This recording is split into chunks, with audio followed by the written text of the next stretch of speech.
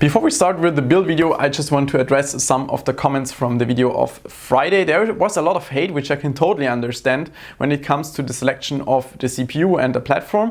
So let me address those comments quickly before we start with the build video.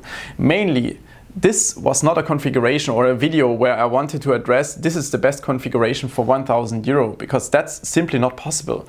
It was a promotion video in cooperation with LetyShops, so I only had a very selected amount of shops where I could purchase my items. I also had a requirement to shop at specific shops, so I couldn't just go to a price comparison website and pick the cheapest components. That's not how it works.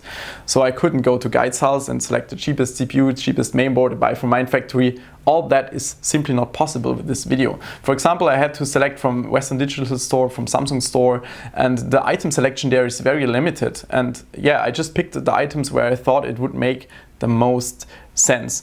Also, it's actually in the English video, it's not so bad. In the German video, the hate comments were really bad. And yeah, if there is like personal hate, I will simply delete those comments and ban you, because I really have no problem with criticism. I really like that, and I really like when you don't like things that you put it in a comment. I really like to reply to those comments. I really don't have a problem with that, but then there are like comments where people are threatening me, like they want to beat me up because I use Intel instead of Ryzen, and I'm like, what's wrong with you guys? So feel free to comment, feel free to have an open discussion. I'm really happy about things like that, but just don't switch off your brain. Okay, let's go over to the video in general. The video was shot in April, early April, so all the component selection was done mid and end of March. So you cannot compare the prices to prices today. Obviously, a Vega 56 is a lot cheaper now. It's 100 euro cheaper now than 3 months ago. That's something you have to keep in mind if you're sending me new configurations. Obviously, you have to use the prices from like end of March to make it comparable to the video. Obviously, some other components like Core i5 9400F, which would make more sense, was not available at that point, so I cannot really even use that. The biggest criticism point was obviously the platform selection, to go for C370 instead of picking Ryzen whatever 2600. Obviously, price performance wise, Ryzen would be a much more intelligent selection, but then personally, I used the Ryzen so many times, it's not interesting for me anymore. And I wanted to use something I haven't used before. That's why I picked the 8350K, because I wanted to see how it performs in gaming performance. That's also what I said in the previous video. So you can hate me for using the CPU instead of Ryzen, because price performance wise, it doesn't really make much sense. I'm totally fine with that. But I also wanted to do something in the video where I personally learn something, where I can test the CPU I haven't tested before. Then a lot of people were saying the platform is dead, like C370 is dead, why are you using that? You can, I mean, the winner can take out the 8350K, replace it with a 9400F. There will be not much price he has to add. You can also go for 9600K, for 9900K even if you want to. The mainboard can do that. And that transitions me to mainboards. So a lot of people were also listing configurations with like B450 boards with, I don't know, 4-phase, 6-phase VRM solutions. And then they were saying, hey, why don't you use that with a cheap Ryzen, and then you can upgrade it to a Ryzen 16-core CPU. I mean, really? Why do you think all the X570 boards have like 12, 14, 16 phases? A 16-core CPU has a very high power consumption. Obviously, I cannot talk about those numbers yet, but I mean, you can see I have the stuff here. I also have the CPU here, which I obviously cannot show, cannot talk about the performance or the power consumption numbers, but a cheap B450 board, it can run the CPU, the 16-core, but do you think you can overclock the CPU really on this board? Like, really without any limitations because of the VRM? I think you're wrong there. So you might have to reconsider that when you're putting that into the comments. So feel free to hate again about the configuration. That's totally fine. If you hate the Intel CPU, that's really, I have no problem with that, because that's mainly out of my personal interest that I wanted to test the 8350K. So let's continue with the build video. Hi and welcome to the second video of the LetyShops giveaway PC. As you can see, most of the components, or actually all of the components, already arrived. Most of them are already on my table.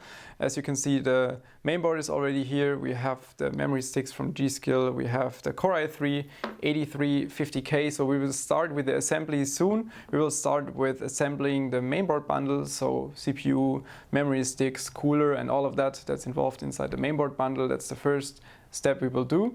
Before that, you can check out the description. That's where you can enter for the giveaway. And before we will start assembling the mainboard bundle, we will delete the CPU because the Core i3-8350K, it's the unlocked i3 from previous generation. It's using conventional thermal paste. So we will delete the CPU first, replace the conventional thermal paste with liquid metal.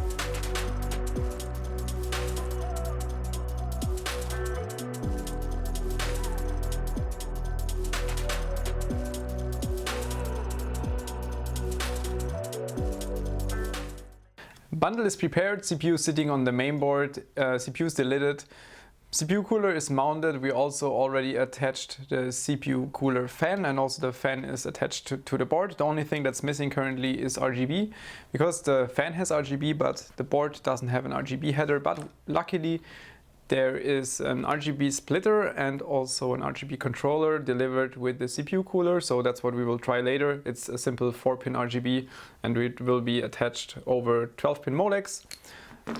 Obviously memory modules are also mounted, so bundle is completely ready to go. Next step is putting the bundle inside the case and also put the PSU inside the case at the same time.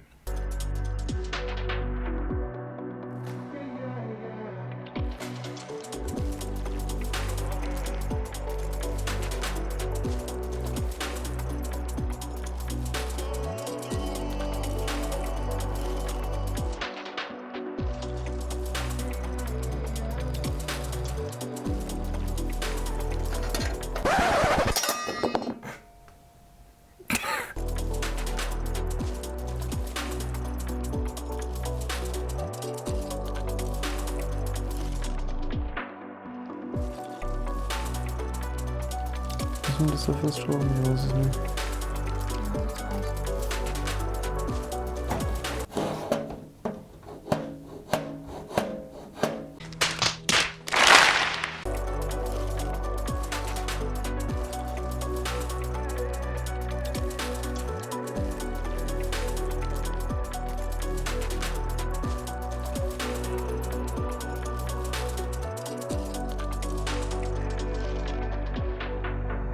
In the next step, we will mount the GPU inside the system. As you can see, we're using the Zotac 1070 Amp Extreme. Amp Extreme you can directly notice by the size of the cooler, also by the size of the GPU in general, by the size of the PCB.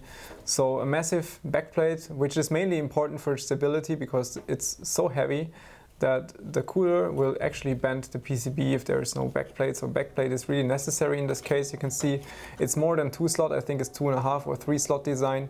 So yeah, the cooler is massive. It will have decent cooler performance, which means that we have actually decent overclocking potential if there was overclocking potential, but Pascal GPUs typically don't have that. But nevertheless, the fans shouldn't spin that high because we have just enough cooling and surface area.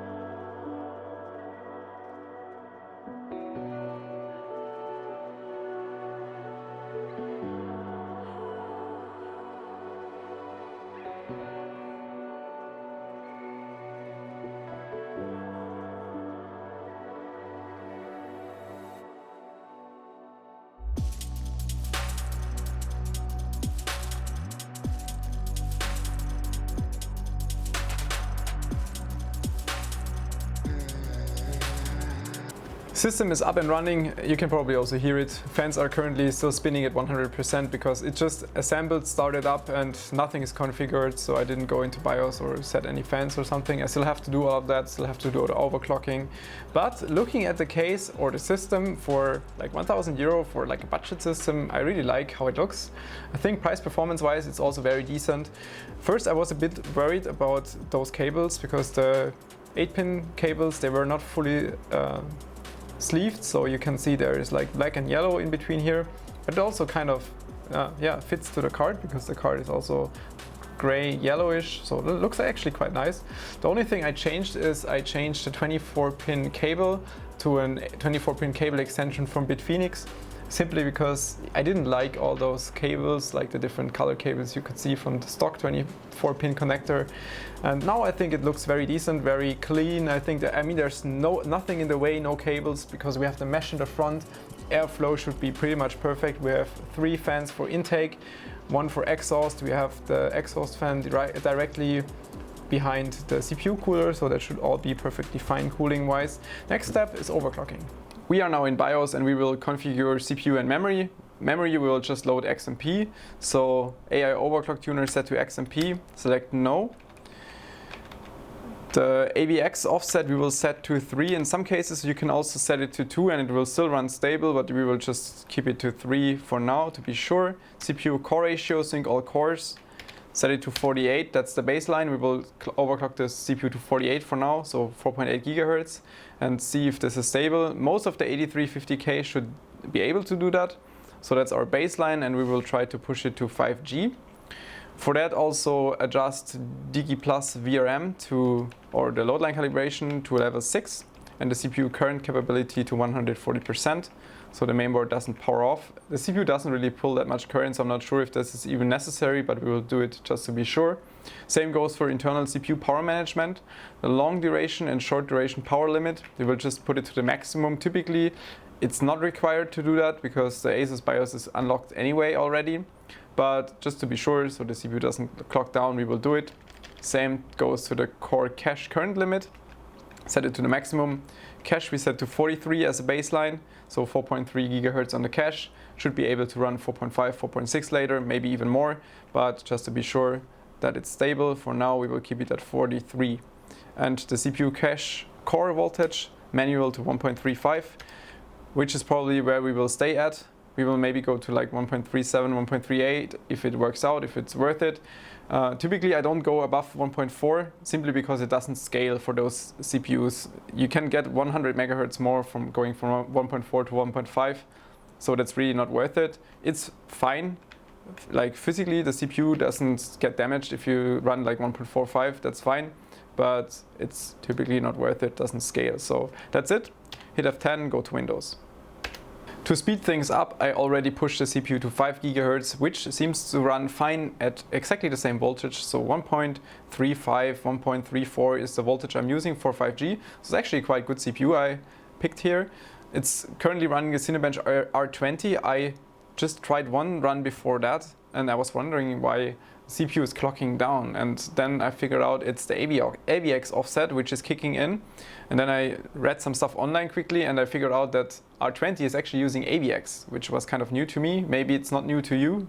Let me know in the comments if you already knew that. But then I read some stuff online and seems like R20 is actually using AVX, so I set the AVX offset to 0 right now to make sure it's also running at 5G, which is running fine for now. Also, if we check the temperature, it's running like 75, maybe up to 80 degrees Celsius, which is totally fine, especially considering that we're only using a small air cooling unit and not like a big AIO or NHE 15. Now that R20 is finished, we can see the strength of the CPU. I mean, multi-threading wise, it's not really that strong. If we compare it with the 7000K, it's still not as fast, especially if we compare it with the Ryzen 7 1700X. I mean, obviously 8-core, 16 threads, there is no chance that we can get anywhere close to that. Looking at the single-threaded performance, it's just on top of the chart. So it's even faster than a 7700K, much faster than a Ryzen 7, obviously, because of the high single-threaded clock. So this CPU, if we compare it, especially for gaming, if you use a game that's using, let's say, 4 threads, not really much more than 4 threads, this should be a very, very strong CPU. So price performance wise, obviously depends what kind of game you're playing. It should be a very strong CPU. That's why we will just test it in PUBG now. In PUBG, the FPS look really, really nice. 1% low is currently 86, which is a bit higher because I'm hiding behind a stone. Somebody's trying to kill me right now, trying to do it for the benchmark, but you can see the guy up front there. Performance-wise, it's perfectly playable. As I said before, FPS 1% low, still 85. Okay, he killed me. So yeah, I was running previously on the hill where the 1% low FPS was like 60, 65, which is still perfectly fine to play. CPU load was always somewhere between 60 and 70%, which is also pretty much perfect. So the CPU is not running on the limit. The GPU is not CPU limited, so we're just running on the GPU limit. FPS average was about 100, 110. As I said before, you should probably just go after the 1% low, which was like 60. So performance for 1,000 euro, I'm really, really happy about it. So thanks again to LetyShops. Make sure that you check out the LetyShops cache extension. You will find a link down in the description. In the description, you can also find the link to the giveaway once again. So I hope you enjoyed this video. See you next time.